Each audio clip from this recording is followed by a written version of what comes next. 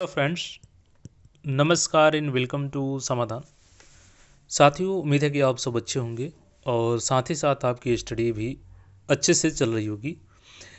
देखिए, बिहार में अभी बहुत ही अच्छा मौका है। जो बिहार में कंपटीशन की तैयारी कर रहे हैं, तो कंपटीशन के छात्रों के लिए इससे बढ़िया मौका नहीं मिलेगा, क्योंकि अभी देखिएगा तो हाल फिलहाल में सीजीएल 4 का आवेदन लिया गया था, बीएसओ का आवेदन लिया गया है।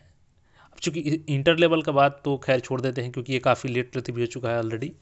इसके अलावा देखिएगा तो स्टेनोग्राफर का, बीपीएससी एईडीओ का, जिसका एग्ज़ाम भी आपको जनवरी में संभावित है। तो इस सब के अच्छे से तैयारी कर रहे होंगे आप। और देखिए, हमने कुछ दिन पहले ही आपको 5 दिसंबर को हमने आपको अपडेट किया था कि बिहार में 3 नए डिपार्टमेंट्स की गठन की जा रही है। 3 नए विभाग बनाए जा रहे हैं। पहले से 45 प्लस विभाग तो हैं ही, प्लस यहाँ पे 3 नए बनाए जा रहे हैं। साथ ही साथ यहाँ पे निदेशालय की भी नई गठन की जा रही है। और ये सारा का सारा इसलिए किया जा रहा है ताकि आपको रोजगार मिल सके और सरकारी नौकरी मिल सके। तो आज देखिएगा तो कैबिनेट से इस तीनों डिपार्टमेंट का अप्रूवल मिल चुका है, यानी कि आने वाला साल ये 2026 बम्पर पदों पर भर्ती होने वाली है। और खास करके सीजीएल 4 एएसओ की बात करें, बीएसओ की बात करें, तो ये भर्ती रिकॉर्ड समय में कंप्लीट होगी। अभी इसके बारे में पूरे डिटेल जानेंगे हम लोग, सीजीएल 4 एएसओ और बीएसओ के बारे में। यहाँ पे देखिएगा तो सबसे पहले हम लोग कैबिनेट अप्रूवल देख लेते हैं, और इसमें देखिएगा तो डीए बढ़ोतरी भी हुआ है। एक तरीके से कहें तो ऐसा मौका आपको शायद ही फिर मिलेगा, क्योंकि सीजीएल 4 में एएसओ का पद जो कि लेवल 7 का है, ऑब्जेक्टिव एग्जाम दे करके अधिकारी बनने का मौका मिल रहा है। तो ऐसे में आपको बिल्कुल जी जान लगा देनी होगी, या फिर आप सिंपली इसको जाने दे सकते हैं, क्योंकि तैयारी कीजिए तो अच्छे से। अब देखिए, आज का जो अप्रूवल मिला है यहाँ पे कैबिनेट का, तो सबसे पहले यहाँ पर देखिएगा पर्यावरण एवं जलवायु परिवर्तन विभाग। चलिए इसको हम लोग छोड़ते हैं, जहाँ से हम लोग कोई ज़रूरी न्यूज़ है उसको हम लोग देखते हैं। और देखिए, सबसे पहले तो डीए जो बढ़ा है ना यहाँ पे, तो जो अभी छठे वेतन मान में कार्य कर रहे थे जो बिहार सरकार के कर्मचारी, तो उनको यहाँ पे 1/7 2025 के प्रभाव से 252% के जगह पर अब 257%, यानी 5% की बढ़ोतरी हुई है इनकी डीए में। ये 7th पे के लिए नहीं है, ये जो छठे सष्टम केंद्रीय वेतन मान में कार्य कर रहे हैं।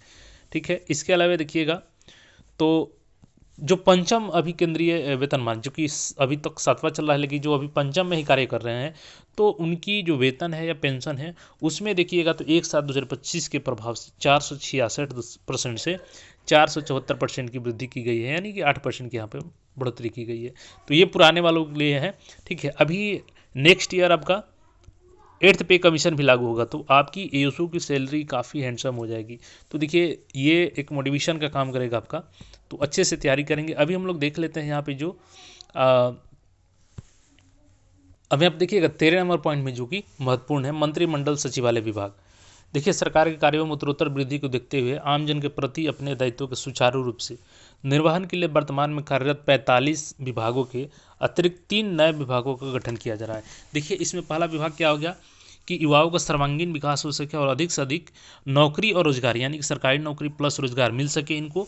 इसके लिए क्या है, युवा रोजगार एवं कौशल विभाग का गठन किया जाएगा। ये नया डिपार्टमेंट होगा। अब इसमें देखिए, नया डिपार्टमेंट बनेगा तो आपको एएसओ की भी भर्ती होगी इसमें, जो कि आने वाले आपका सीजीएल 5 में आएगा। इसके अलावा इसमें आपके स्टेनोग्राफी की पद रहेगी, क्लर्क की पद रहेगी, एसओ की, मतलब कि कई सारे इसमें प्रशाखा बनाए जाएंगे और शाखा बनाए जाएंगे, तो उसमें अधिकारियों की प्लस कर्मचारियों की भर्ती होगी। इसके अलावा देखिएगा, राज्य में उच्च शिक्षा के स्तर को, गुणवत्ता को बढ़ाने के लिए यहाँ पे देखिएगा तो वर्तमान में कार्यरत शिक्षा विभाग के अंतर्गत उच्च शिक्षा से संबंधित कार्यों को सहमति कर एक नए विभाग, तो शिक्षा विभाग के अलावा एक यहाँ पे उच्च शिक्षा विभाग का गठन किया जाएगा। यहाँ भी बड़े लेवल पर यहाँ पे भर्ती होंगी। दूसरी चीज़, जो तीसरी यहाँ पर डिपार्टमेंट है, वो है क्या है, सिविल विमानन विभाग। तो यहाँ पे भी नई नई भर्तियाँ देखने को मिलेंगी आपकी 2026 में, क्योंकि यहाँ पे अब पदों का गठन भी होगा। डिपार्टमेंट का अप्रूवल मिल चुका है, और आज ही का डेट है। अरविंद कुमार चौधरी, सरकार के अपर मुख्य सचिव, 9 दिसंबर 2025। इसके अतिरिक्त देखिएगा तो पशु एवं मत्स्य संसाधन विभाग का नाम डेयरी मत्स्य एवं पशु संसाधन विभाग, श्रम संसाधन विभाग का नाम श्रम संसाधन एवं प्रवासी श्रम कल्याण विभाग कर दिया गया है।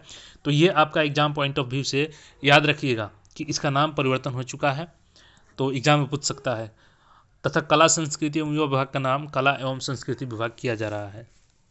इसके अलावा देखिएगा तो ये प्रेस नोट उद्योग विभाग का है, तो यहाँ पे भी एमएसएमई सूक्ष्म एवं लघु मध्यम निदेशालय का स्वीकृति मिल चुका है, इसका भी गठन होगा। तो यहाँ से भी बड़े लेवल पे आपके रोजगार सृजन हो सकेगा। देखिए यहाँ पे राज्य में उद्यमिता को बढ़ावा देना, रोजगार सृजन करना, सूक्ष्म एवं लघु मध्यम क्षेत्र को वित्तीय, तकनीकी और विपणन सहायता प्रदान करना।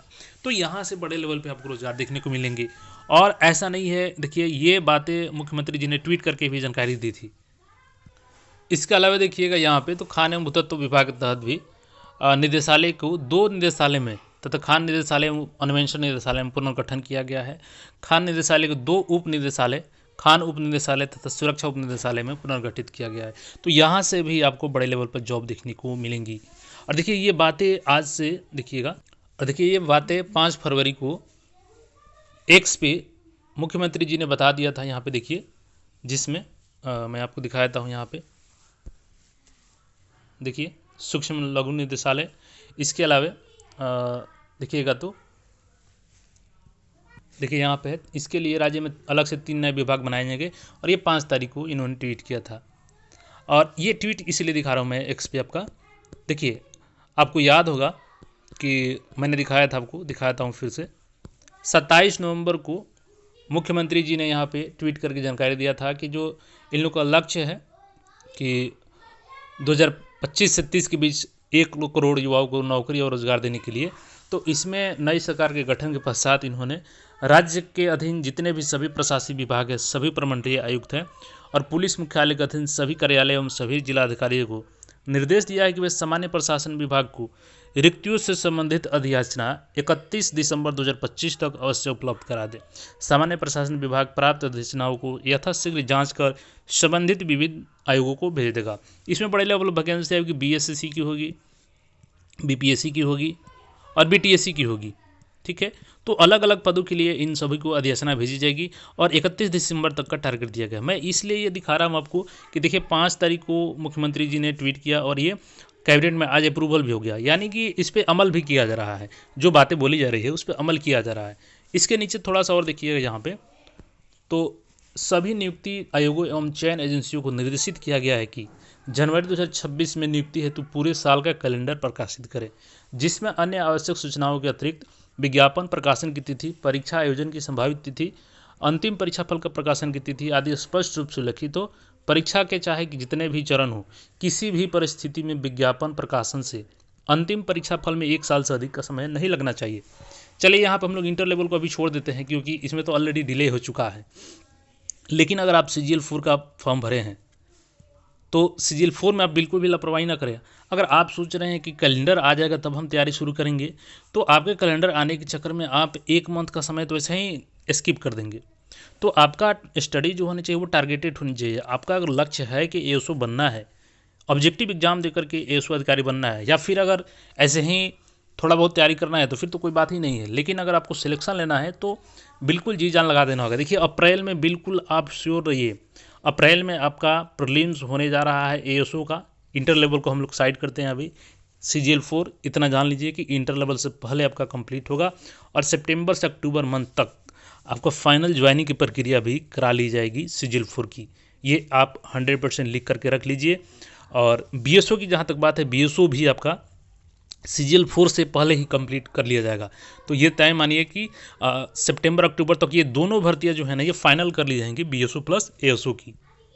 और इसका कैलेंडर आपको जनवरी क्रॉस नहीं करेगा। जनवरी में आपको हर हाल में या तो दिसंबर में मिल जाए तो मिल जाए, अदरवाइज जनवरी में आपको कैलेंडर देखने को मिल जाएगा और उस कैलेंडर के अनुसार सारी चीज़ आपकी मेंशन रहेंगी। लेकिन मैं आपको सजेस्ट करूँगा कि अभी से अगर आप अच्छे से तैयारी करते हैं ना तो आपको मेंस में अलग से मेहनत नहीं करनी पड़ेगी। और एक बात जान लीजिए कि BSSC की एक खासियत है, प्रीलिम्स जैसे ही होता है उसमें ज़्यादा समय नहीं मिलता है। मुश्किल से आपको 45 से 50 दिन का समय मिलता है प्रीलिम्स के बाद मेंस के लिए। तो बिल्कुल प्रीलिम्स में इतना मेहनत कर दीजिए कि आपका मेंस भी अच्छा चला जाए। तो इसके लिए आप लोग ज़्यादा से ज़्यादा प्रैक्टिस कीजिए, सिलेबस को अभी कवर कीजिए क्योंकि समय अच्छा खासा है आपके पास। और इसके अलावा कोई क्वेरी हो तो कमेंट करके पूछ सकते हैं। बाकी जिनको लगता है कि नहीं ये भर्ती डिले होगी, हम लोग तो सीरियस आयोग नहीं है, तो आप लोग भी सीरियस नहीं रहिए तो ठीक है। लेकिन जिनको सिलेक्शन लेना है उनको सीरियस होना पड़ेगा। बाकी आपका जो भी इस पर आए कमेंट करके बता सकते हैं। मिलते हैं फिर नए अपडेट में। चैनल को सब्सक्राइब करके जुड़ रहें।